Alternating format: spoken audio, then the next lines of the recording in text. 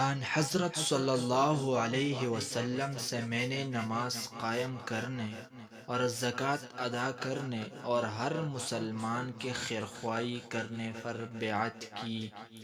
صحیح بخاری حدیث نمبر 57۔ علیہ وسلم نے فرمایا، انصار سے محبت رکھنا ایمان کی نشانی ہے، اور انصار سے کینہ رکھنا نفاق کی نشانی ہے۔ صحیح بخاری حدیث نمبر 17۔ رسول اللہ صلی اللہ علیہ وسلم نے فرمایا، علامات قیامت میں سے یہ ہے کہ دینی علم اٹھ جائے گا اور جہل ہی جہل ظاہر ہو جائے گا، اور علانیہ شراب پیا جائے گا اور زنا پھیل جائے گا۔ صحیح بخاری حدیث نمبر 80۔